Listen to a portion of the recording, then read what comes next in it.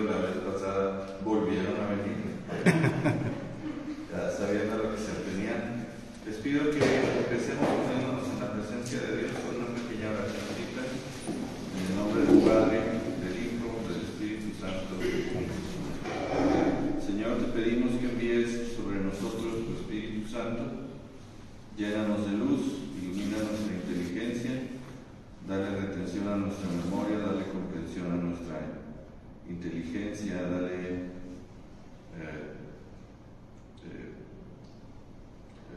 a nuestra imaginación, dale la capacidad de generar frutos para saber aplicar esto para mayor gloria de tu reino. Ayúdanos a que lo que vamos a aprender hoy nos ayude a poder ser mejores instrumentos tuyos, más dóciles en tus manos. Vamos a pedirle a Santa María, trono de la eterna sabiduría, que interceda por nosotros para que sea de provecho esta catequesis. Dios te salve, María, llena eres de gracia, el Señor es contigo. Bendita eres entre todas las mujeres y bendito es el fruto de tu vientre, Jesús. Santa María, Madre de Dios, ruega por nosotros los pecadores, ahora y en la hora de nuestra muerte. Amén. Ya, gracias, y siéntense. Espero que queden paraditos. Bueno, hoy vamos a hablar del mismo tema que estábamos hablando la vez pasada, que son las tentaciones en el desierto. ¿Sí? Dijimos que este tema iban a ser 3 partes, 3 catequesis en preparación a la Cuaresma. Cuaresma que empieza mañana. Mañana es miércoles de ceniza y empieza la Cuaresma. Entonces vamos a hablar de las 3 tentaciones en el desierto. En el paraíso, Adán y Eva se les presentó la tentación. ¿Sí? Esto se nos cuenta a través de un cuentito con metáforas, como le gustaba a Jesús platicar las cosas. Este tipo de narraciones a través de cuentos, alegorías, para explicar las cosas más fácil, en hebreo se llaman, este tipo de cuentos se llaman midrash, y se le conoce esto como literatura midrásica. ¿Sí? Entonces en el midrash del Génesis, la tentación está simbolizada con un fruto prohibido. ¿Sí? Adán y Eva caen, y en razón de esa caída, ¿sí? Como decía San Agustín, feliz culpa que mereció tal Redentor.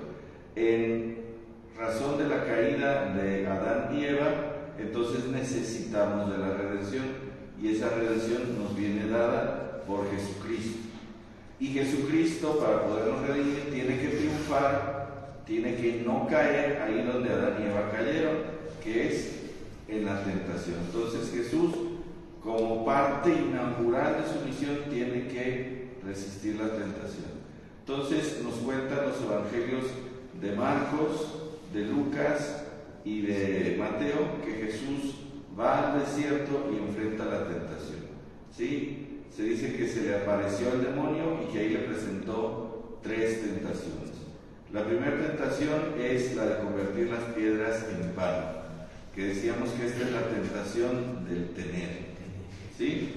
La segunda tentación que el demonio le presenta a Jesús es la tentación de gobernar a las naciones, que esta es la tentación del poder. Y por último, la tentación de delante de todos en el templo de Jerusalén, hacer que los ángeles lo sirvan y que todos vean que Él es el Hijo de Dios, ¿sí? Altísimo, que esa es la tentación del valer. ¿Sí? Entonces, eso es de lo que hablamos en la sesión anterior. Esta sesión es la segunda de 3 sesiones y vamos a hablar de las potencias del espíritu, de sus objetos y de sus enemigos. Las potencias del espíritu, los objetos de las potencias del espíritu y sus enemigos. ¿Sí? Bueno, entonces, haciendo un resumencito de lo que vimos la sesión pasada, vimos antropología hebrea. En la antropología hebrea, el cuento del Génesis nos dice que el hombre está hecho, en primer lugar, de lodo. ¿Sí? Por eso nos llamamos era lodo, ¿sí? Entonces, estamos hechos de lo mismo que el mundo, que las cosas, que los animales, que las plantas, que los minerales, estamos hechos de eso. Y esa dimensión material nuestra se llama basa. Después estamos hechos, y ahí es donde tenemos la tentación del tener, porque nuestro cuerpo, como cualquier sistema material, ¿sí?, tiene desgaste y necesita restitución. Entonces tiene que estar durmiendo, tiene que comer, tiene que hidratarse, ¿sí?, necesita tener cosas para funcionar. Pero cuando lo absolutizamos nos da la tentación del tener, ¿sí? Después vimos que tenemos una dimensión social. En el Midrash del Génesis está representado por cómo Eva está hecha de la costilla de Adán. Nosotros también estamos hechos de los otros, de los demás. Decíamos que la palabra nefesh, aunque literalmente significa garganta, también es un poco como nosotros usamos la palabra lengua. Nuestra lengua está hecha de la lengua de los otros. Aprendimos el lenguaje de la interacción con los otros. Aprendimos nuestro vocabulario y el manejo de nuestras ideas de los otros. Estamos hechos de los otros. Pero también el nefesh es la dimensión emocional, donde sentimos más fuerte las emociones, ¿sí? Y ahí viene la tentación del poder. Y por último tenemos la dimensión espiritual, que en el cuento del Génesis está representada por el soplo de Dios y significa lo que tenemos en común con Dios. Entonces nosotros somos criaturas que están hechas del mundo, de los otros y de Dios. Tenemos esas tres dimensiones. Y en la dimensión espiritual entra la tentación del valer. Entonces, si nosotros tenemos tres dimensiones, el Basar, el Nefesh y el Ruach, y nos tientan en las tres, entonces podemos entender por qué la frase en el Evangelio de San Lucas de que el demonio tentó a Jesús de todas las formas de tentación, ¿sí? Todas las formas de tentación. Eso es lo que vimos la sesión anterior, ¿sí? Entonces, bueno, hoy vamos a hablar de esta metáfora griega que es un carro, pero los carros en aquel entonces eran así tirados por caballos. Y estos carros se los estoy pintando de esos tres colores porque representan las tres dimensiones del hombre. Sí, para los griegos contaban este cuentito que la persona es como un carruaje, tu cuerpo es el carro, tu cultura y tus pasiones son como los caballos que lo jalan, pero el jinete, ese eres tú, ese es el yo, ese es la conciencia, ese es el espíritu, ¿sí? Entonces, si nosotros queremos ir por el mundo y que nos funcione bien el carruaje, pues hay que prestarle atención a las tres cosas y darle su mantenimiento, pero tenemos que entender que la parte central finalmente es el jinete, porque es el que dirige, ¿sí? Entonces sí puede ser que una llanta de tu carruaje esté más chiquita que la otra y tenga tendencia a dar vuelta para un lado. Pues sí, pero si tú eres un buen jinete sabes compensarlo. Yo creo que a todos nos ha tocado que un día entramos al súper y empujamos el carrito y se va chueco, ¿sí? Y como ya era el último, pues decimos, pues ni modo. ¿Y qué hacemos?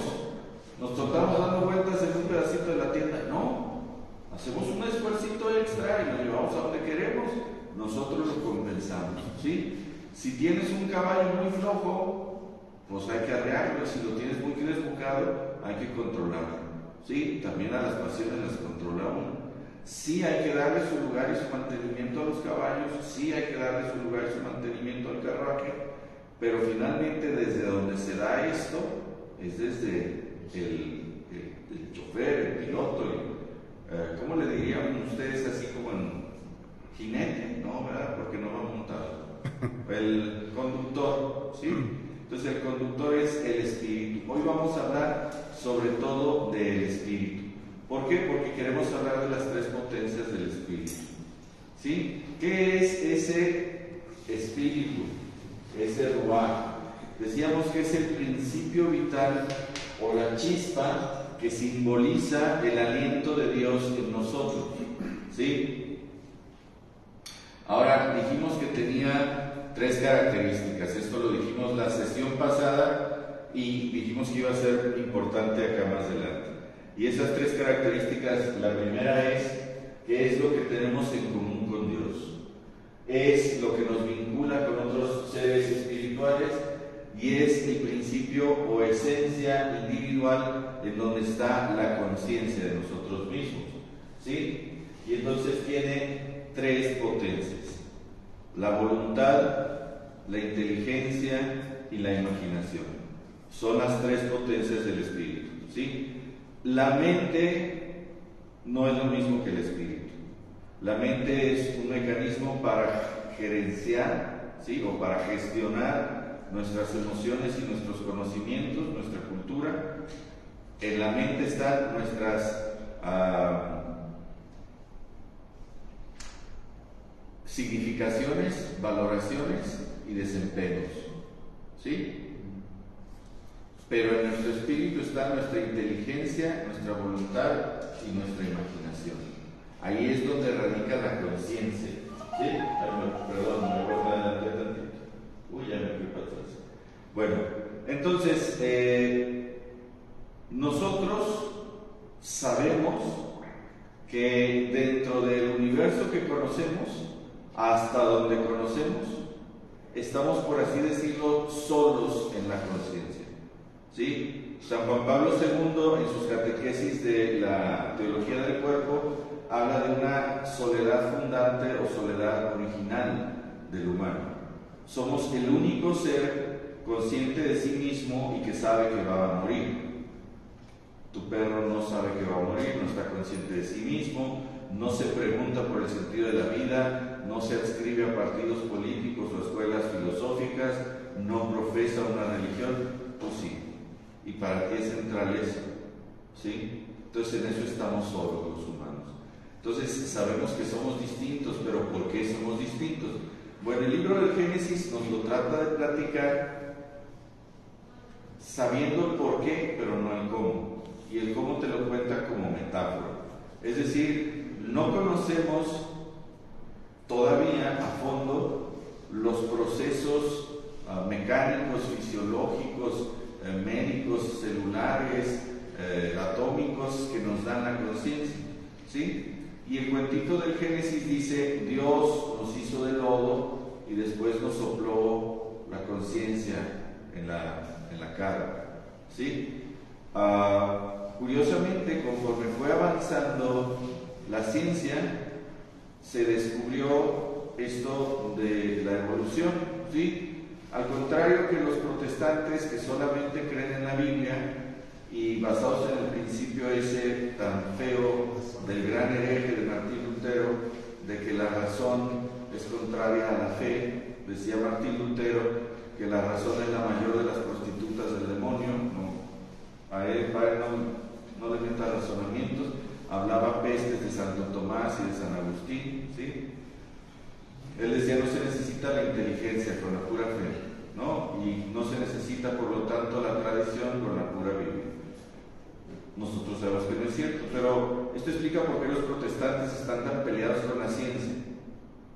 Nosotros los católicos no. De hecho, sin el catolicismo no hubiera surgido la ciencia en Occidente, ¿sí? Eso es materia para otra plática, otras 3. Es una cosa muy interesante de la que me encantaría hablar, pero no nos daría el tiempo, ¿sí? En los 80s salió una serie de televisión dirigida, escrita y protagonizada por Carl Sagan, y nos habla de la evolución. Y después de cómo explica cómo se ramifican poco a poco los seres vivos en una animación hecha a mano, porque no había de otras en esa época, en los 80s, ¿sí? Hace un resumen de 40 segundos, resumiendo 40 millones de años, ¿sí? A mí me pareció en ese momento que si el poeta que escribió el libro del Génesis viera esta animación, hubiera caído de rodillas llorando de la belleza, porque es literalmente el lodo siendo moldeado para convertirse en humano. Justo la intuición del Génesis, ¿sí? Hoy les pongo aquí esta animación. Empezamos con partículas, el ADN encuentra ahí adentro donde vivir, se hace la primera célula, los organismos multicelulares, después los organismos tienen especialización de órganos, después se empiezan a mover, empiezan a desarrollar órganos de percepción y de movilidad, que hacen peces, los peces salen a tierra para buscar un lugar seguro para poner sus huevos, surgen los primeros reptiles, después de los reptiles surgen los mamíferos. Con los mamíferos tenemos una rama donde vienen los primates, de los primates vienen los póngidos, de los póngidos los homínidos y de los homínidos nosotros.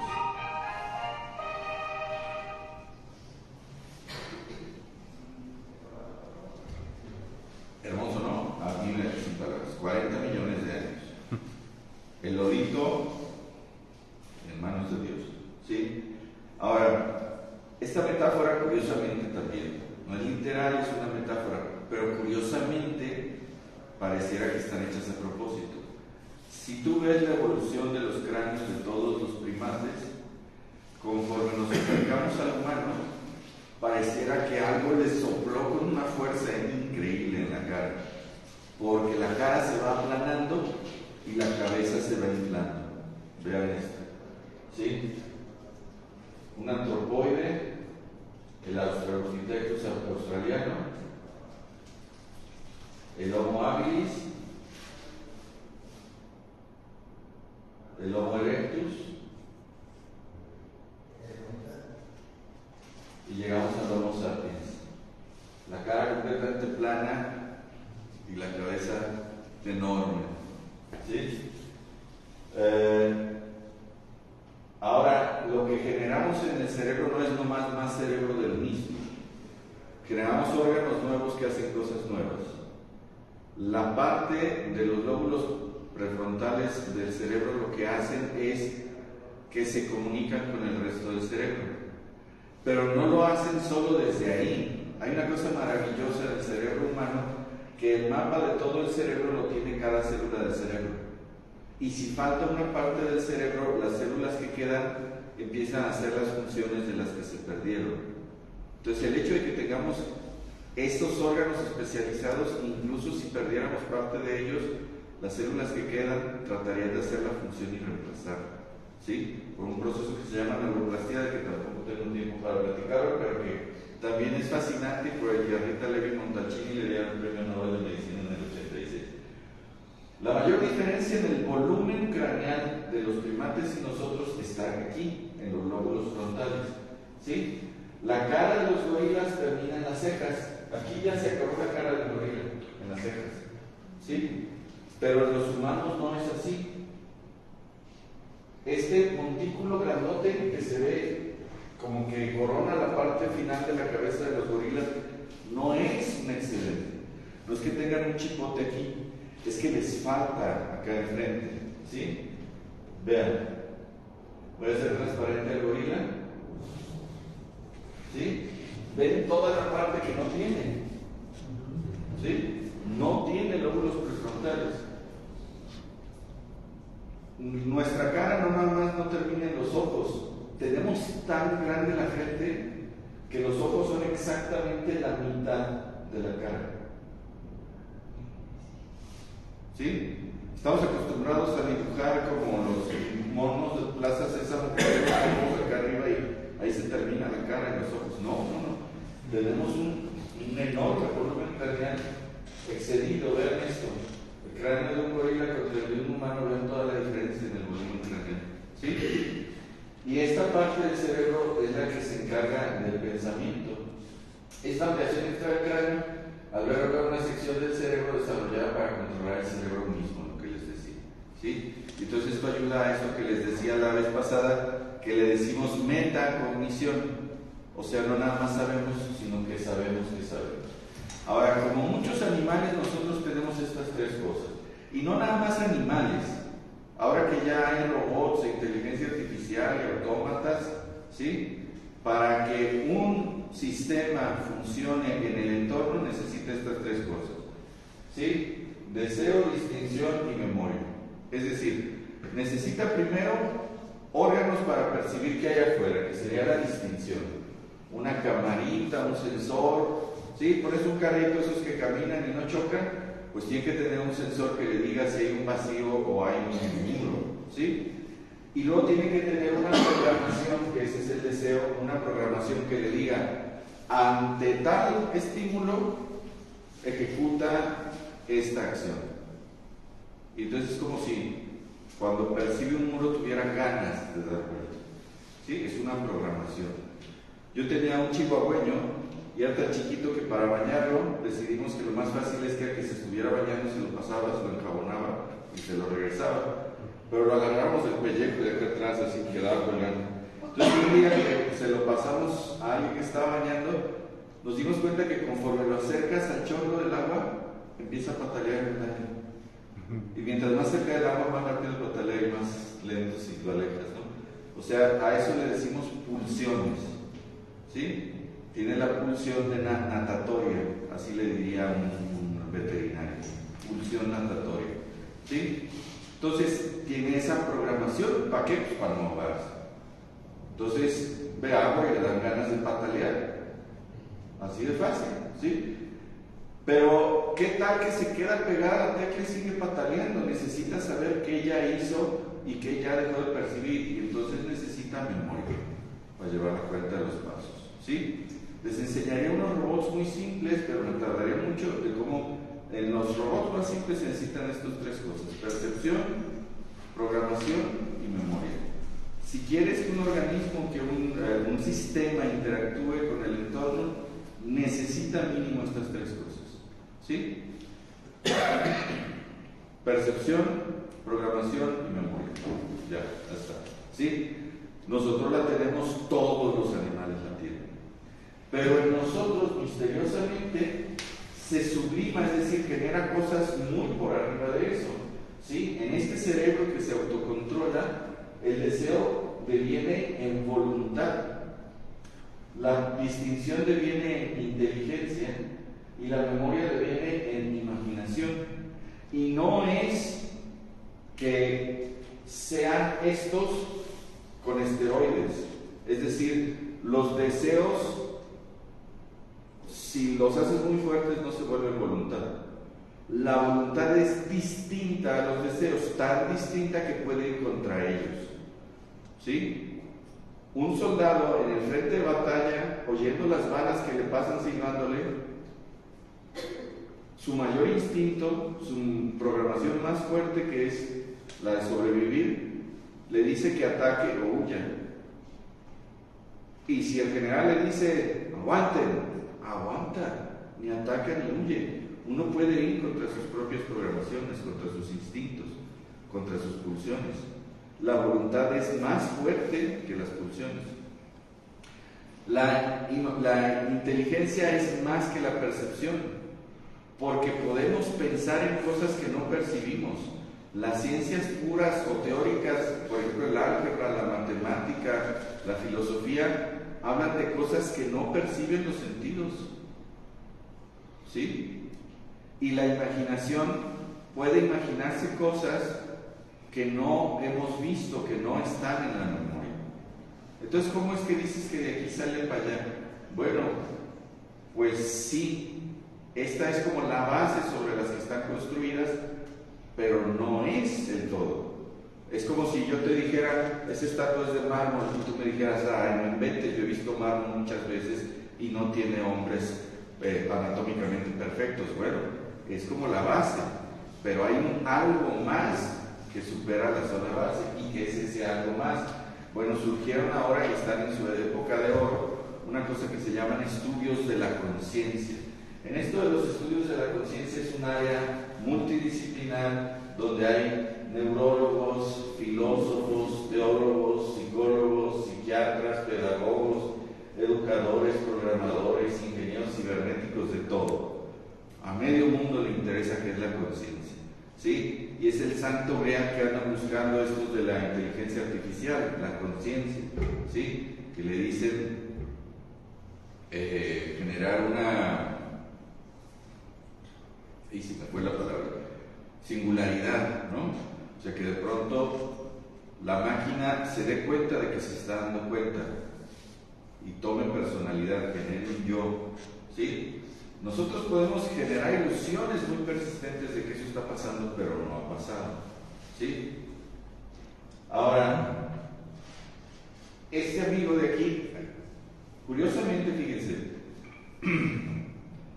me voy a regresar a la diapositiva anterior, ahí está. A partir del siglo XVIII, de finales del siglo XVIII, ¿sí? La filosofía parecía que se dirigía irremediablemente a la conclusión de que la verdad última era el catolicismo. Y a muchísima gente eso le ardió, pero como no sabes, como si le hubieran echado chile en la cola. Y entonces empezaron a meter ideas y a meter posturas y a meter supuestos en el pensamiento para escamotear, para huir, para eludir, para evadir de la conclusión, ¿sí? Y esto incluso en la física pasó, ¿sí? Por ejemplo, en física sabemos que quiere decir que no hay Dios, ¿sí? Pero Lemaitre, que era un sacerdote católico, dice, el universo se está expandiendo y si echas eso para atrás tuvo que haber un punto de origen y entonces tuvo que haber un principio, un principio, ¿sí? Y todos le decían, no, tú ya quieres meter a fuerzas a Dios. Y para burlarse de él empezaron a decir su teoría con un nombre de carrilla, el Big Bang, ¿sí? Pues mira, Big Bang y todo y acabó siendo la única teoría con fuerza explicativa, ¿sí? Y después empezaron a decir, no, que Dios, claro que no, la casualidad. Resulta que en los átomos los electrones son muchísimo menos densos que los protones, pero si fueran un numerito más para arriba o más para abajo, le cambias la densidad, ¿sí?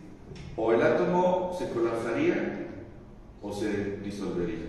Y entonces no podría haber materia y no podría haber inteligencia. Y como eso, todo en la materia, todo en el universo está en una cosa que le dicen el ajuste fino, ¿sí? Las constantes gravitacionales, la constante de Planck, la velocidad de la luz, todo. Si le movieras tantito el ajuste para allá o para acá, o no es posible la vida, o no es posible la materia, o no es posible la inteligencia. No estamos en uno de muchos universos posibles. Estamos en el único universo posible con una inteligencia y una precisión increíbles, ¿sí? Y entonces, para no aceptar esto, unos físicos dijeron, no, lo que pasa es que hay muchísimos universos en donde están todas las posibilidades y a nosotros nos tocó el universo en donde se dio la buena. Y nos preguntamos, ¿y por qué aquí sí? Pues porque a cualquier universo que le tocara la buena iban a decir, ¿y por qué aquí sí? ¿No? Pero no quería aceptar la bondad y la sabiduría del diseño del universo. Entonces sacaron esta obra del multiverso, que ahora está muy en boga en los cuentos de ciencia ficción, ¿sí? Pero ahora que en el CERN calcularon cuánto es la carga eléctrica en microelectronvolts de los bosones de Higgs, ¿sí? No es posible de ninguna manera, ni siquiera teórica, de que haya un multiverso. Es absolutamente inviable. Y eso no lo publican en ninguna parte. Es tener que aceptar a Dios, ¿sí? Bueno, a partir del siglo XVIII, los filósofos y los científicos anticristianos del mundo usaron toda su voluntad, toda su inteligencia y toda su imaginación para demostrar que la voluntad, la inteligencia y la imaginación no existen.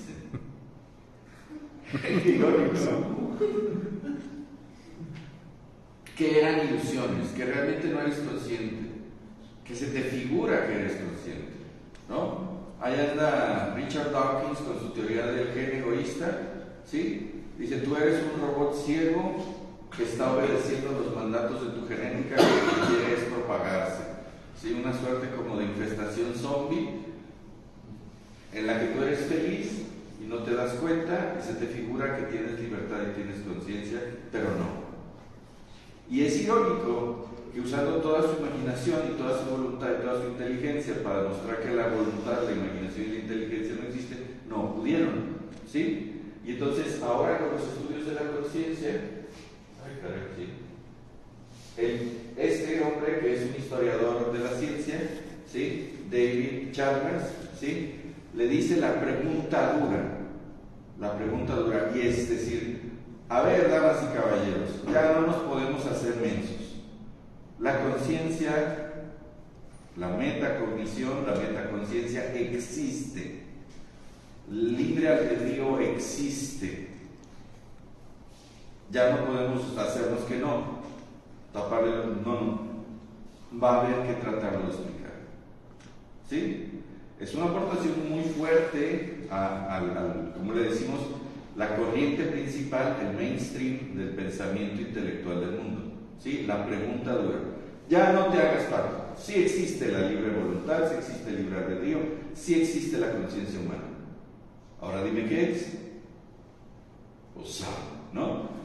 Tú les decías a los neurólogos que hay una cosa que un antropólogo inglés que se llama Arnold Toynbee detectó que pasaba en todos los pueblos de todas las culturas y contaban lo mismo sin importar su cultura y su religión. Gente que se moría y que por alguna cosa la revivían, ¿sí? Por ejemplo, mi mamá se ahogó en Mazatlán y cuenta una onda así, ¿no? La sacó un guardavidas sin brazo, al que le decían el tiburón, porque el otro brazo se lo comió un tiburón, y le dio RCP en la playa y la revivió, ¿sí? Y lo primero que dijo es, ¿para qué me revivieron? Estaba tan bonito, ¿no? Y hay mucha gente que ha tenido esto que Arnold Toynbee bautizó como experiencias de casi muerte, que medio ven el más allá.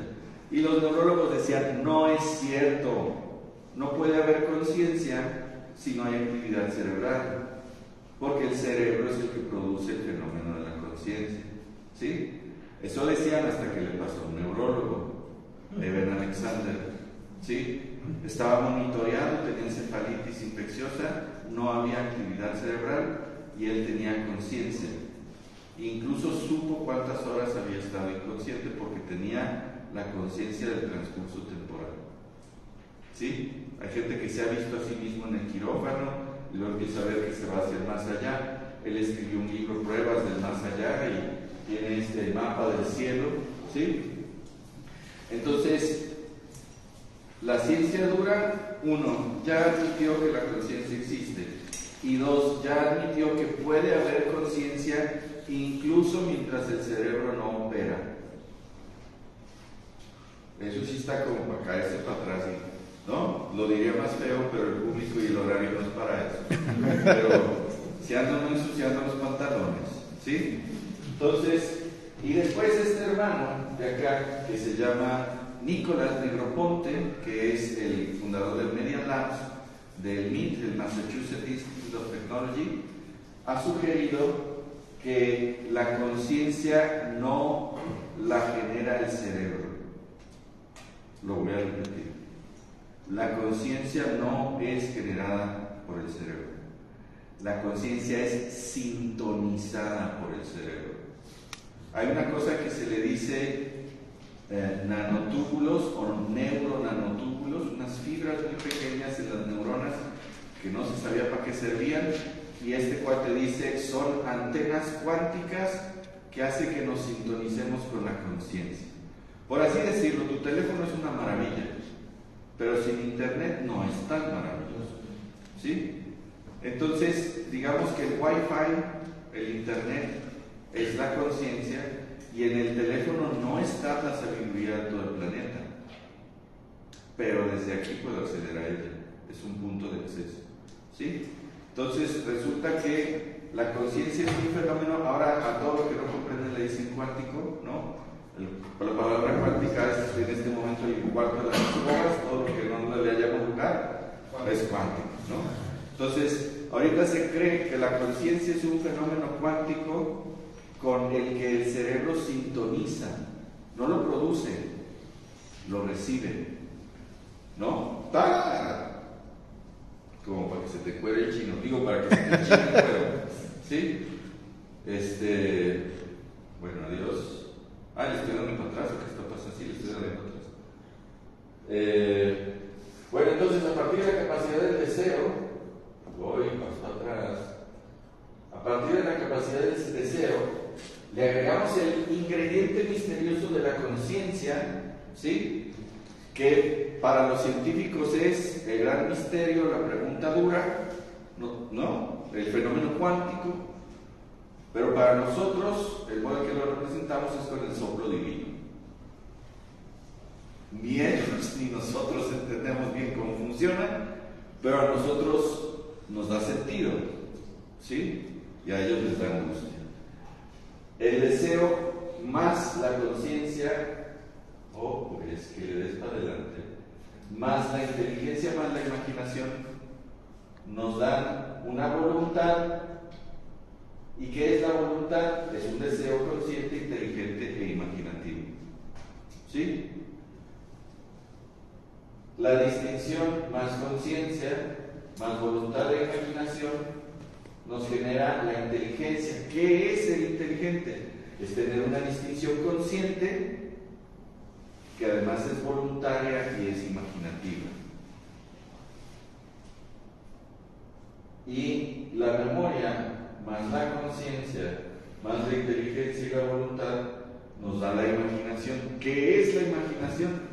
La imaginación es una memoria consciente, inteligente y voluntaria. Dicho de otro modo, imaginar es usar las piezas de construcción, los bloquecitos del ego, los ladrillos de los recuerdos, de manera arbitraria, voluntaria, guiados por la inteligencia. Y entonces puedes construir cosas que nunca has presenciado. Tú te puedes tener en tu barco de memoria las alas del águila y el cuerpo del caballo y el cuerno del ¿cómo se llaman estos narvales? ¿Sí? Y te puedes imaginar un Pegaso y un unicornio, o un Pegaso y un unicornio, y nunca los has visto juntos, ¿sí? Te puedes imaginar un león con tenis bailando tap. Nunca lo has visto, pero te lo puedes imaginar. Te puedes imaginar que el expositor se vería ridículo vestido de bailarina de ballet. Nunca lo has visto y nunca lo verás, pero te lo puedes imaginar, ¿sí? Pero no te puedes imaginar cosas que no están hechas de recuerdos. No te puedes imaginar un color que nunca has visto. No te puedes imaginar un sabor que no has probado. Te puedes imaginar combinaciones de sabores que conoces. Ustedes nunca han probado una pizza que en la salsa tenga chipotle en vez de albahaca, y que el queso sea Oaxaca en vez de mozzarella, y que en vez de pepperoni tenga carnitas. Pero te puedes imaginar que sabría, ¿no? Entonces sería como un paco de tortilla de harina, pero así como a lo bestia, a lo italiano, ¿no? Entonces ahí están, las tres potencias son inteligencia, voluntad e imaginación. ¿De dónde salen? De ayudarse entre ellas y de la conciencia. ¿Sí? El ingrediente clave es esta metaconciencia o conciencia de sí mismo, ¿sí? Que no sabemos qué es. El ingrediente misterioso, el soplo de Dios, la pregunta dura, el misterio cuántico, dile como quieras, pero gracias a eso es que surge la inteligencia, la voluntad y la imaginación. Y dale que para atrás. Bueno, entonces la potencia de la voluntad, ¿qué está pasando? ¡Ah, qué locura!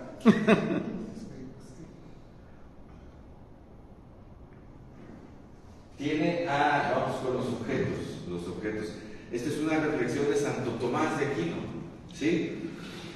Una potencia es algo que puede. Tú tienes la potencia de la vista. ¿Qué significa que tengo la potencia de la vista? Que puedes ver. Todas las potencias tienen un objeto, ¿sí? Es decir, sobre lo que tienen poder. ¿Cuál es el objeto de la vista? La luz. El objeto de la vista es la luz. Si no hubiera luz, no te enteras que tienes vista y no te serviría de nada. Y si no tuvieras vista, no te enteras que existe la luz y no te sirve de nada. ¿Sí? Bueno, pues dice Santo Tomás de Aquino que la potencia de la voluntad es la imaginación. Por eso nos estamos yendo en este orden. ¿Qué está pasando aquí? Se volvió loco mi mouse. Entiendo. Los subtítulos no están disponibles. No tiene subtítulos. Dice Santo Tomás, la potencia de la voluntad es el bien. Es decir, lo que moviliza la voluntad, lo que hace que tengamos ganas de hacer las cosas, es que vamos a obtener un bien. Todo lo que hace nuestra voluntad y todo lo que busca nuestra voluntad es un bien. Y uno puede decir, oye, pero esa señora que trabaja doble turno, ¿sí? Y no tiene tiempo ni de gastarse su dinero, ¿por qué se está matando? Pues por sacar adelante a sus hijos, pero no es un bien para ella. No, pero es un bien que ella desea, es un bien ajeno. Oye, ese que está sufriendo en el gimnasio y al otro día camina como pollo espinado, no se ganó nada, solo dolor, ¿por qué lo hace? Bueno, es que el bien que busca no es inmediato, es posterior, pero es un bien, ¿sí? Y entonces no importa si el bien que buscas es secundario, si el bien que buscas es relativo, si el bien que buscas es ajeno, si el bien que buscas es lejano, sigue siendo el bien. Y entonces ustedes van a pensar lo mismo que yo pensé. No, Agustín, yo conozco gente que hace el mal voluntariamente. Y Agustín contesta, Tomás contesta, a ver, el que hace el mal voluntariamente no lo hace buscando el mal, lo hace creyendo que ahí va a encontrar un bien. El que roba el banco, no roba el banco para que lo metan a la cárcel o lo maten. Roba el banco para obtener mucho dinero en poco tiempo. ¿Sí? Entonces, otro de los bienes que podemos buscar es un bien aparente, como el que se mete de sicario. No vas a sacar ningún beneficio ahí, pero al pobre se le figura que sí, por eso está metido. ¿Sí? La gente que deja de fumar y la que no deja de fumar, ¿cuál es la diferencia entre los que tienen éxito y los que no? Pues que los que tienen éxito pueden visualizar su meta como un bien, o sea, le ven el lado positivo. Si nomás estás pensando en qué difícil y qué antojo, pues no vas a poder, ¿sí?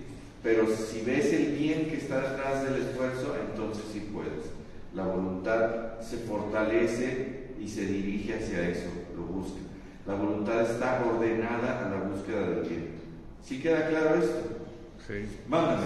Quiere decir entonces que a este bien se refiere es algo subjetivo de acuerdo a la persona. Sí, el bien es relativo. ¿Sí? El bien es relativo en el sentido de que un león se come a una gacela. ¿Esto es bueno o es malo? ¿Es bueno o es malo? Es bueno para el león y es malo para la gacela, ¿sí? Entonces, el bien siempre tiene que tener un punto de referencia. Ese punto de referencia pudiera ser el sujeto y entonces sería subjetivo, pero no depende del capricho del sujeto. O sea, yo podría decir, pues yo quiero que el chocomil con mucha azúcar y leche helada me haga adelgazar, ¿sí? Pues no depende de mí, no es subjetivo.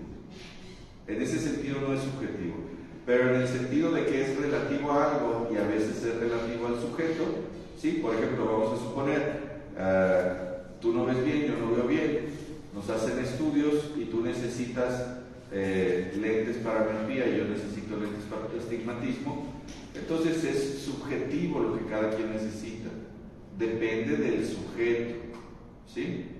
Pero no depende del capricho del sujeto. No sé si me explico. ¿Sí? Ese es un problema porque lo vamos a ver más adelante, salen con que el bien es subjetivo y pues no es subjetivo, pero siempre es relativo. No sé si queda clara la diferencia. Es muy buena pregunta la que hiciste.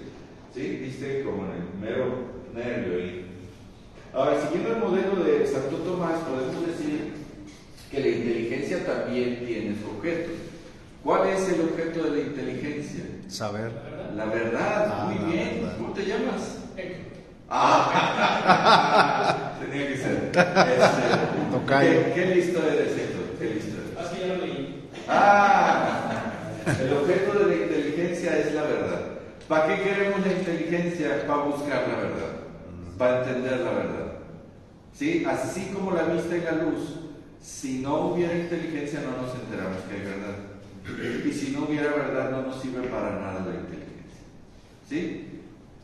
¿Y cuál es el objeto de la imaginación? Está un poquito más difícil de entender, pero el objeto de la imaginación es el patrón deseado. ¿Sí? Ya vimos que la imaginación hace patrones con los recuerdos, pero cuando yo encuentro un patrón que deseo, Belleza. experimento un gozo estético, y eso es la belleza. La belleza es la percepción de la presencia del patrón deseado en el objeto percibido. Lo voy a repetir. La belleza es la intuición de la presencia del patrón deseado en el objeto percibido. Eso es la belleza. ¿Sí? Entonces, cuando dices, esto me va a sacar de deudas, dices, qué belleza. ¿No? Cuando dices, esta persona me va a entender y me va a querer, qué bonito. ¿Sí? El patrón deseado lo ves ahí y dices, eso es lo que yo ando buscando. ¿Sí? Bueno, entonces los objetos de las potencias espirituales son los trascendentales, lo bello, lo bueno y lo verdadero. ¿Sí? Oye, pero los trascendentales son 4, Héctor. ¿Sí? Verdad, bondad, belleza y unidad. Pues sí, pero acabamos de ver que cada uno es posible gracias a los otros 2. O sea, sí son unidad. Sí son unidad. ¿Sí? Entonces, eso es lo que anda buscando el espíritu. El espíritu tiene sed de eso. El espíritu sirve para eso. ¿Sí? Y, ¿qué es lo que nos hace distintivamente humanos? El doctor Oliver Sacks, un neurólogo, escribió un libro muy bonito que se llama El hombre que confundió a su mujer con un sombrero, en donde explora deficiencias, traumatismos y síndromes neurológicos devastadores, y se pregunta qué le tiene que pasar a alguien en la cabeza para que digamos la vida que lleva ya no es humana, en qué radica lo humano. Y él pensaba pues en la capacidad de poder tener como diálogo, ¿no? Pues no. Resulta que conforme va dándose cuenta, hay gente que está muy lúcida, usa muy bien el lenguaje, pero son unos desgraciados. Por ejemplo, gente con síndrome de Korsakoff, ¿no? Que tienen aparentemente, los alemanes le dicen síndrome jocoso, porque ellos pierden la capacidad de tener valoraciones y entonces se burlan de todo como para no sentir que ellos están perdidos. Empiezan a decir, pues todos estamos perdidos, ¿no? Entonces, pero hay gente que tiene devastadas sus capacidades intelectuales o sensoriales, pero que es muy buena persona, ¿sí? Y entonces él dice, lo que nos hace humanos son las categorías kierkegaardianas, y se refiere a Søren de Kierkegaard, un filósofo danés, es decir, de Dinamarca, que escribió un libro que se llama Temor y Temor, en donde trata de encontrar el sentido de la existencia y dice que primero se hace a través de la estética, luego a través de la ética y por último a través de la religión. ¿Sí? Entonces, y este es desde la filosofía, y acá este hombre que se llama Gregory Bateson dice, oye, la psicología va tarde, nomás es un apagafuegos, nomás tenemos definidas las enfermedades mentales y cómo tratarlas, pero lo mejor sería no dejarnos llegar a la enfermedad. Necesitamos una definición de salud mental y decir qué hacer para no perderla, ¿sí?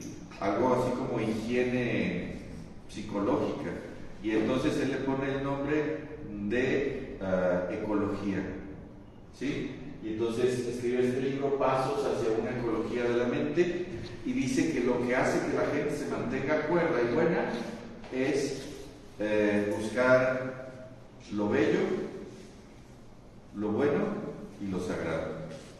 De ahí es donde la gente saca sentido para su vida.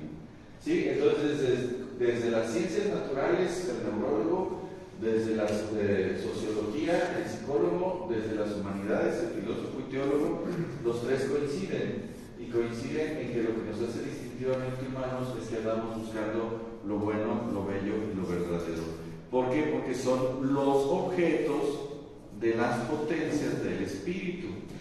¿Qué potencia anda buscando la ética?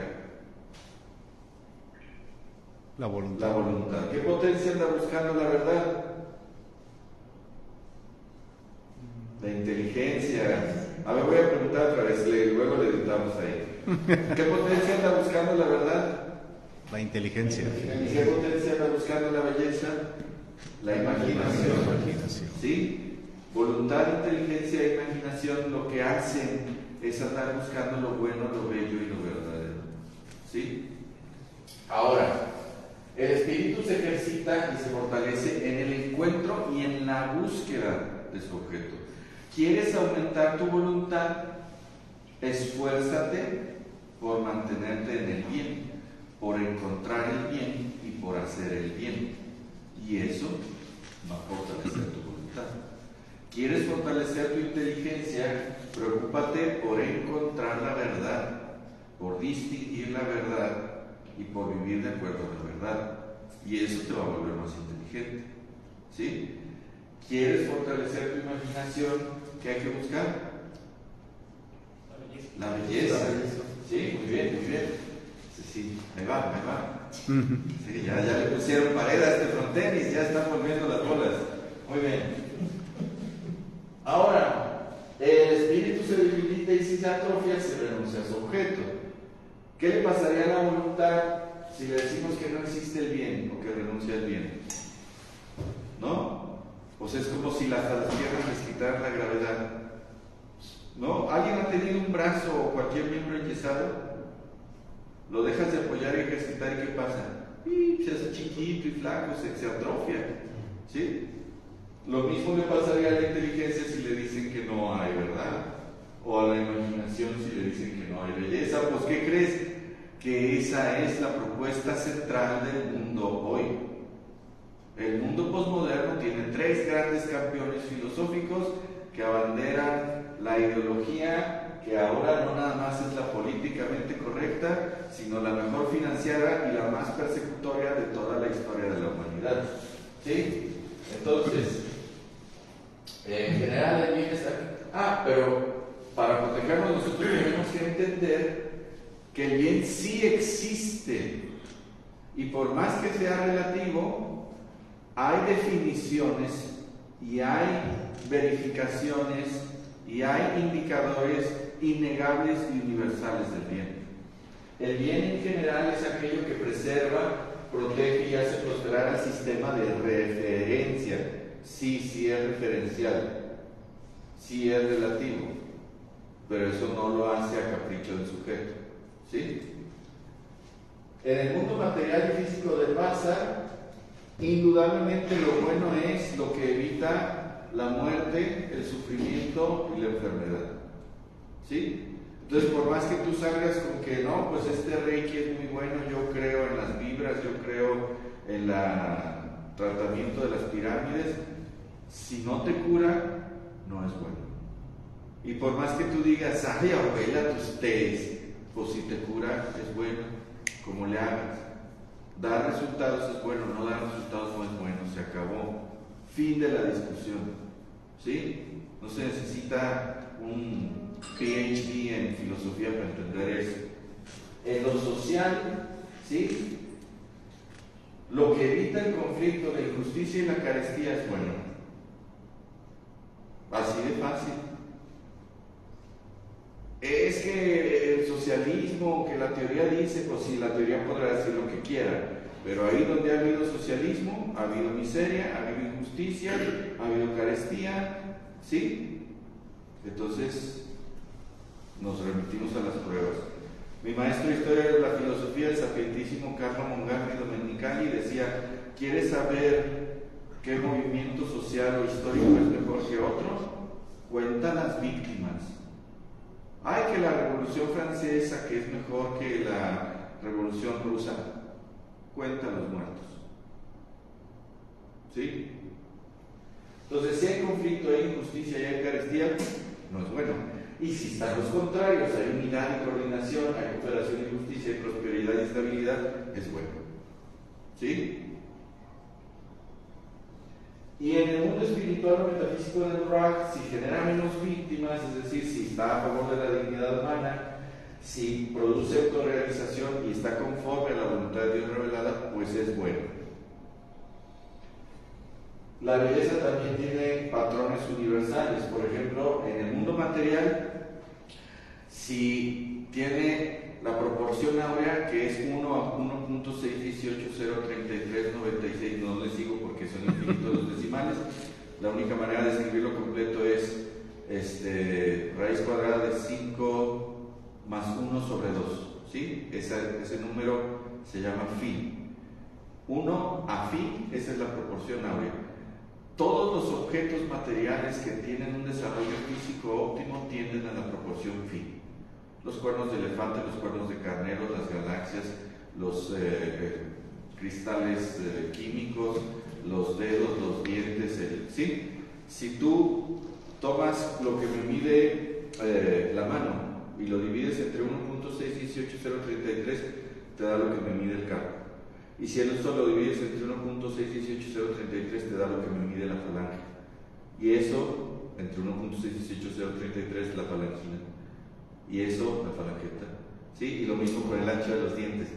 Este diente, multiplicado el ancho por 1.618.033, da el ancho del que sigue. Y ese multiplicado por 1.618.033, el ancho del que sigue. ¿Sí? La proporción phi es increíble, está en las plantas, está incluso en cosas inorgánicas, tormentas, galaxias, cristales. Cualquier objeto que tiene desarrollo físico óptimo tiende a la proporción phi, que es la constante matemática universal del desarrollo físico óptimo. Pero también, si tiene un aspecto lozano, si se ve sano, si se ve entero, si se ve firme, aguantador, fuerte, y si se desempeña de manera óptima, ¿sí? También esas cosas nos parecen bellas. Encontramos belleza en la salud, en la fortaleza y en la armonía, ¿sí? Universalmente, todas las culturas, todos los tiempos. No es que a los africanos les gustan cosas bien raras, es que a los chinos de la Edad Media les gustaban cosas bien chabacanas. Todos los tiempos, todas las culturas, universalmente eso es reconocido como bello, siempre, ¿sí? Culturalmente, los símbolos de belleza son relativos al pueblo y al tiempo, ¿sí? A la cultura. Pero siempre son los que simbolizan la inclusión y aceptación, o la distinción y reconocimiento, o la cooperación y favorecimiento delante del grupo, ¿sí? Es decir, yo quiero parecer que formo parte del grupo, pero adentro del grupo quiero que me reconozcan. Y adentro del grupo no nomás quiero que me reconozcan porque viene el apestoso, ¿no? Quiero que piensen bien de mí, que estén dispuestos a ayudarme. Por eso el dinero es un símbolo de estatus social, porque te consigue el apoyo de los otros. Va a hacer que muchos trabajen por ti. Pero eso no nomás se puede representar con el dinero, se puede representar de otras maneras. Todo lo que represente que formas parte del grupo, que el grupo te reconoce y que el grupo te apoya, lo vemos como bello socialmente. ¿Sí? Y en el mundo espiritual, las cosas que representan, lo que crees, lo que esperas y lo que amas, las ves bellas. ¿Sí?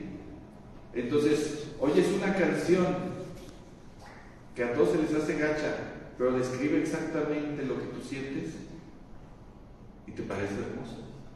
¿Sí? Porque está representando lo que tú crees, o lo que amas, o lo que esperas. ¿Sí? También la verdad existe, ¿sí? En lo material es la eficacia. Lo puedes repetir, verificar y medir. Entonces es verdad. Hazle como quieras. En el mundo social es coherencia. Lo que dices es lo que haces, entonces hay verdad. Y en el mundo espiritual es honestidad. Lo que traigo aquí adentro es lo que digo, ¿sí? Y yo cómo sé si alguien está siendo honesto, o cómo sé si un producto de televisión es más honesto que otro. Pues porque es más responsable, más solidario y más autónomo, o produce o favorece la responsabilidad, la solidaridad y la autonomía. Entonces tú ves un programa de televisión donde sale el astrólogo y dice, a ver, llámenme y les digo su futuro. Y llama una señora y le dice, tu marido tiene una secretaria, cuidado que te lo estás sacando. Y abajo está pasando una línea de texto, pero rapidísimo, que dice, este producto es con fines de entretenimiento, no nos hacemos responsables del uso y interpretación que le den los que llaman, ¿sí? Ellos mismos están diciendo, no nos hacemos responsables, ¿sí? Pero te pasan un programa de esos, no sé si han visto esos programas de que la comunidad se organiza y le rehacen la casa a los más pobres de la colonia, ¿no? Tú dices, esa cosa está más responsable y más solidaria, ¿sí? Bueno, entonces, los enemigos del espíritu, les decía, tienen tres campeones: Nietzsche, uno de nuestros sospechosos comunes, Michel de Foucault y Marcel Duchamp, ¿sí? Estos nos generan unas nuevas versiones de las tentaciones del desierto. Nos quieren hacer que no existe el bien para debilitar nuestra voluntad, que no existe la verdad para que renunciemos a la inteligencia, que nos volvamos mensos, y nos quieren hacer creer que no existe la belleza para que perdamos la esperanza, ¿sí? Entonces Nietzsche dice, a partir del siglo XIX, ¿sí? Especialmente Nietzsche empieza a decir que admitir que Dios existe supondría que hay un bien universal para todos, para siempre, para todas las culturas, cosa que sí hay, que acabamos de ver que sí hay, ¿sí? Pero él dice, no lo hay, por lo tanto Dios ha muerto, ¿sí? Decir que Dios ha muerto significa que no hay un bien o una moral única o predominante. Quiere decir que el significado del bien y el sentido moral son impuestos por la voluntad del más fuerte. Eso a él le dice voluntad del poder. Y entonces nos dice, ¿quieres hacer más fuerte tu voluntad? Admite que no existe el bien. No sé si conocen cómo funcionan los estafadores. Los estafadores, para sacarte dinero, no te dicen, deposítame 1 millón. Te dicen, te voy a regalar 100,000 pesos si me depositas 1 millón. ¿Sí? O sea, te ofrecen de lo mismo que te van a quitar. Y así sucede con estos desgraciados. Te dice, tu voluntad va a aumentar si renuncias al bien. ¿Y qué pasa si renuncias al bien? Matas tu voluntad. Porque el objeto de la voluntad es el bien. ¿Sí? Y entonces hoy tenemos que no te metas con mi moral, que yo sabré lo que hago, que todas las religiones son lo mismo. ¿Sí? También este cuate es lo mismo. Es seguidor de Nietzsche y dice, si aquel dijo que no hay bien absoluto, yo digo que no hay verdad absoluta. ¿Sí? Y entonces la verdad depende del que le impone. Entonces, él dice, saber es poder. Él pone el caballo detrás de la carreta y dice, no es que el saber te dé poder, es que el poder determina el saber. ¿Sí? Como yo soy el que tiene el poder, yo voy a decir qué es lo que es verdad. Entonces no me vengas con tus estadísticas, yo soy el que gobierna, yo tengo otros datos. ¿Sí? Entonces hoy vemos cómo por todos lados mienten, ¿no? Dice, no existen las verdades, solo las interpretaciones, ¿no? Incluso los grandes poderosos, por ejemplo Trump decía, pues la CNN dirá que yo dije, pero yo tengo más seguidores que la CNN. No, ya estamos en la época de la posverdad. Lo que hace que una cosa sea verdad no es si pasó, sino cuánta gente se la cree, ¿no? Entonces,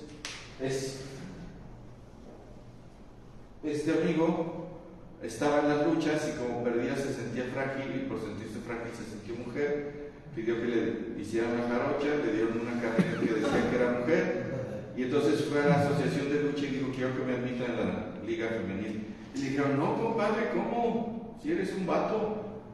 Y fue y los demandó y ganó la demanda y lo metieron en la liga femenil.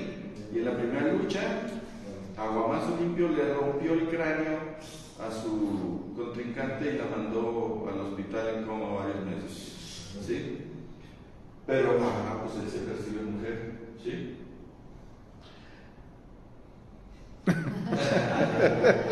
Luego Marcel Duchamp también empieza a decir, la estética le está dando sentido a la vida de la gente y le está vinculando mucho a la religión, y eso a él le choca porque él es ateo, y dice, la búsqueda de la belleza está limitando la creatividad del artista, ¿no? Lo que hace que una cosa sea bella no son los cánones del arte, es cuánto está dispuesto a pagar el comprador por ella. Si se vende, es arte y se acabó. Y entonces colgó un urinal en un museo y dice, esto es arte. Y fue un éxito. Y entonces empezó... Eso es mi arte. Sí, todas estas son exhibiciones en grandes museos, ¿sí? En donde, pues son cosas horribles, por ejemplo, esta vaca descomponiéndose y las moscas ahí comiéndose, ¿sí? Este es una burla directa a la Eucaristía, se llama un árbol de roble y tiene una hojita a un lado que dice, este es un roble. Y dice, pero ¿por qué no parece un roble? No, pero es que yo tomé el roble y lo convertí en esto, pero es que no está hecho de los mismos materiales. Ah, es que ya no tiene el accidente, pero mantiene la sustancia, ¿no? Entonces, este se llama Jesús en miados y es un Cristo adentro de un tanque comiendo. ¿Sí? Esta cama amorosa de Tracy Emin, ahí tiene la ropa, los cótex, el mugrero, y según ellos eso es arte. ¿Cuál se pasó? Piero Manzoni, ¿sí? Vende latas con su propia caca y dice caca de artista, contiene 30 gramos, conservada fresca, producida y... Mayo del 61. Sí, entonces ahora el arte es eso, el arte está contra la belleza. Entonces hoy vemos que los discursos cada vez más y cada vez se dirigen a los más chiquitos, ¿sí? Ahora los malos son los héroes de las películas, ¿sí? La verdad y la religión son relativas, todas son iguales o equivalentes, la moral es relativa, los villanos ahora son los buenos, las cosas feas son las que se venden como divertidas o chidas, ¿sí? Todo está, por ejemplo, hace juguetes, los Todd McFarlane, ¿sí? Que son los cuentos de hadas, está Caperucita Roja abriendo la panza al lobo, Hansel en la jaula y Gretel barriendo la sangre de la bruja, Tweety Doo se cayó de la barda y está todo podrido ahí porque se reventó. No sé si se acuerdan de estos de los Garbage Sheets, ¿sí? El Chucky. El Assassin's Creed significa el credo de los asesinos. Es una serie de videojuegos y el credo de los asesinos es nada es verdad, todo te está permitido, ¿sí? Y vean la estética, claramente está dirigida para niños, ¿sí? Entonces, recordemos que dijimos que el espíritu tiene tres características: la conciencia de sí mismo, de la que hablamos al principio, las potencias espirituales de las que acabamos de hablar, y la capacidad de contactar con otros seres espirituales, es decir, la capacidad de contactar con Dios. ¿Cómo explicamos esto? Pues bien fácil, porque Dios es el bonum, es decir, el bien máximo. Dios es el verum, la verdad máxima, y Dios es el pulcrum, la belleza máxima. Si decimos que nuestro espíritu anda buscando la verdad, la bondad, la belleza y la unidad, es decir, junto con San Agustín, que nuestro espíritu está buscando a Dios. Y cuando encontramos la belleza, cuando encontramos la bondad, cuando encontramos la verdad, encontramos a Dios y nos acercamos a Él, ¿sí?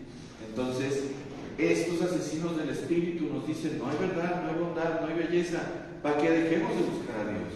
No hay que creerles, hay que irnos en el sentido opuesto, ¿sí? Necesitamos gente con más caridad que sean solidarios, con más fe para que se vuelvan autónomos y con más esperanza para que se vuelvan responsables, ¿sí? Y ya me están diciendo que el tiempo se acabó. Pues es todo por hoy. Ahí está el enlace a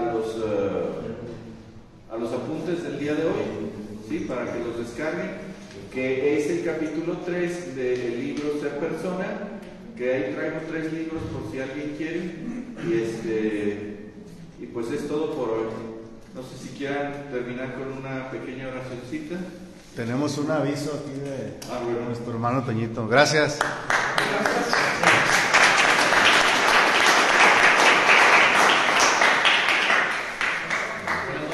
Les voy a pasar un video de 30 segundos para darle seguimiento al aviso que tenemos. Acá, Jorgito. ¿Mande? Acá. Es que no se escucha, pero bueno, hay un gracias. 250. Si gustas acompañarnos, hermanito Toño. No sales a cuadro. Ahí. Ahí estás. Está muy bien. Bueno, deja. Ahí.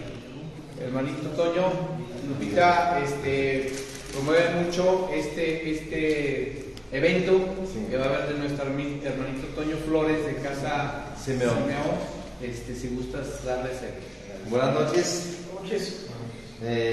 Ahí está un video que nuestra hermanita Lupita le mandó un mensajito y me dice, yo apoyo nos ha apoyado para promover este proyecto de vida.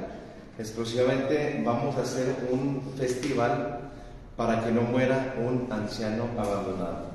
El motivo de Dios me ha permitido a través de nuestro hermanito Jorgito de venir a promoverlo. Queremos pedirles un apoyo a ustedes. Casa Simeón, justamente Casa Simeón es un albergue, no es asilo, es albergue donde tenemos ancianitos ahí justamente en condiciones de calle. Por eso vengo, ¿para qué? Para que ustedes nos ayuden a promover, a difundir, para llegar a todos los rincones de la sociedad, a todas las áreas, exclusivamente para no permitir que un anciano muera abandonado. Totalmente es gratuito. Y lo más importante, que nosotros vayamos convencidos, el decir, hay un albergue de vida que se llama Casa Simeón, donde podemos canalizar a personas que están en condiciones de abandono. Muchos de ellos, hermanitos, tienen esquizofrenia, enllagados, engusanados, totalmente así nos llegan. Tenemos ahorita actualmente 20. No recibimos ningún apoyo de ninguna institución gubernamental, de nada, solamente del corazón misericordioso de Jesús y de María. Este proyecto de vida, especialmente Casa Simeón, es de ustedes, de nosotros, de la gente, de las personas que amamos, que creemos, que podemos hacer cosas maravillosas y grandes solamente con la fe. Una fe sin obras es una fe muerta. Y para poder manifestar mi fe es creer realmente que hay lugares que podemos de una u otra forma colaborar y apoyar a sus posibilidades. No vengo a pedirles dinero, no. Vengo a decirles que juntos podemos hacer mucho. Que se lleven un flyer, se lo lleven y por el amor de Dios no lo tiren. Porque en muchas ocasiones lo he dado y a los segundos ya lo veo tirado y voy y lo junto.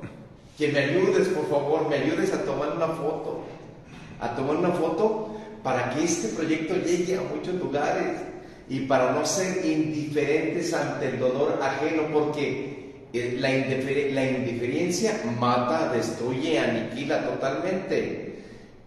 ¿Y qué es lo que pasa? Las personas que creemos en Dios, que creemos que Dios se manifiesta a través del prójimo, del desvalido, del que sufre, especialmente que no permitamos, hermanitos, que un anciano muera abandonado. A eso les invitamos. ¿Para qué? Para que ustedes, cuando vean en condiciones de abandono a un ancianito, se acuerden que hay un lugar que se llama Casa Simeón y de una u otra forma nos hablen para analizarlos allá. Miren, desde el corazón les voy a hablar. Tengo 9 años perteneciendo a esta obra.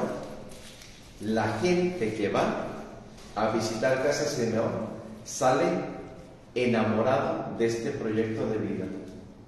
Porque cuando llega uno, huele rico, una limpieza, una atención tan digna que se les brinda a los ancianitos, que la gente sale muy conmovida de ver que es gratis, porque Dios es amor y de una u otra forma Dios cura a estos ancianitos, Cristos abandonados, y Casa Simeón es un pedacito de cielo aquí en la tierra. Por eso los voy a invitar a eso, que se lleven uno. Si alguno de ustedes desea ser padrino, bienhechor, simplemente con que nos ayudes a difundir, desde ahí podemos hacer mucho. Ya si tú, en tu empresa, en tu negocio, donde estés, ponemos una alcancillita, es de gran bendición. Lo que tú desees colaborar, que tú digas, a ver, en mi familia queremos colaborar y quiero ser padrino de un ancianito, es de gran bendición. Yo vengo, hermanos, a tocar puertas. Soy el pediche de la obra. Sí, de veras.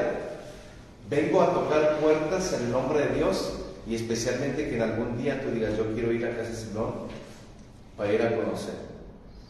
Y por lo tanto, estamos haciendo este evento para recaudar fondos en Hacienda La Providencia. Fui con Luis Navarro y le dije, hermanito, échanos la mano. Hace un promedio de 8 años nos facilitó el auditorio para hacer un evento exclusivamente para recaudar fondos para este proyecto.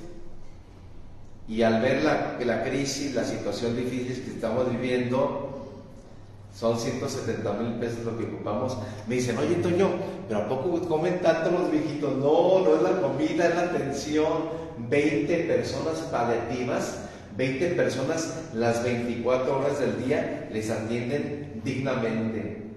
No van de gratis ni por deporte, van por necesidad como tú y yo. Vamos a un trabajo por necesidad, entonces hay que cubrir 38,000 pesos cada semana para cubrirle su sueldo. Y por eso estamos tocando puertas, hermanos. Por eso, al ver la situación que estamos viviendo, vamos a llevar este evento, este festival. Lo queremos hacer, hermanos, familiar.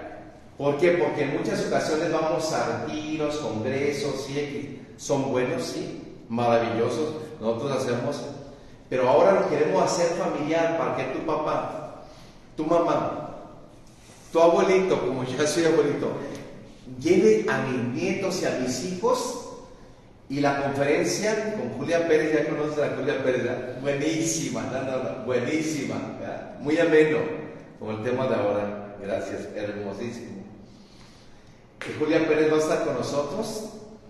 Después de la conferencia de Julia Pérez es 1 hora donde vamos a hacer realities, vamos a hacer competencias saludables, sanas, entre familias. Lo que queremos es que vayan los papás con los hijos y hay que divertirnos todos, por eso es un festival. Y después viene Beto Gallardo, ubican a Beto Gallardo también, ¿no? Sí. Beto Gallardo también va a estar con nosotros, buenísimo. Y el mago Alan Cris, él es un mago profesional, donde él es el que organiza los seminarios aquí en Guadalajara, de diferentes partes del mundo, magos que vienen. Él es evangelizador y tiene un show padrísimo con los trucos, la magia, y va a estar el payasito Pomito. Se avienta un show bien padre.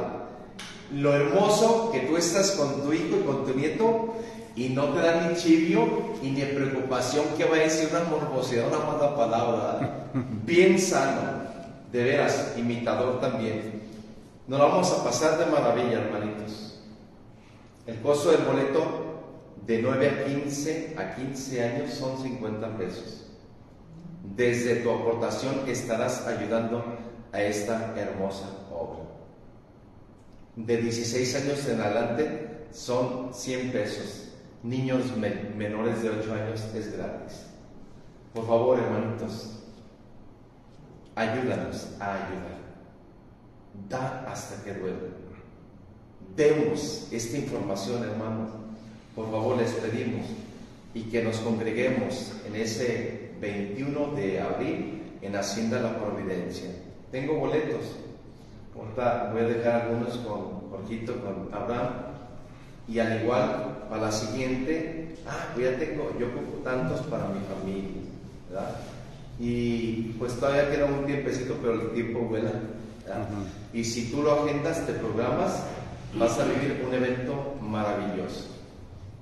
Que Dios te bendiga. Al igual tengo algunos cartelones, por favor, llévate uno. ¿En el cartel ese viene donde se puede conseguir boletos? Sí, ahí vienen los números de teléfono que es de su servidor, y al igual también podemos ponernos de acuerdo y se los llevamos a su domicilio.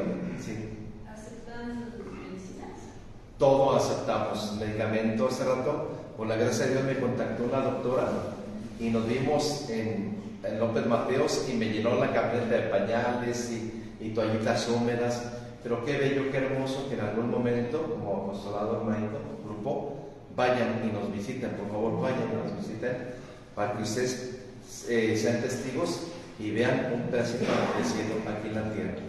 Esta obra es del Señor, y gracias a Dios Lupita Venegas de una u otra forma nos apoya. La otra vez fui a verla y me dice, espérame un poquito, en plena conferencia, y mandó un donativo, simplemente porque cree en esta obra maravillosa. Por eso te invito que te lleves un volantito, un cartelón y nos ayudes y lo pegues donde tú gustes, ¿sí? Que Dios les bendiga. Gracias. Y estamos en contacto. Aquí voy a estar un ratito para compartirles. Gracias. Okay, gracias.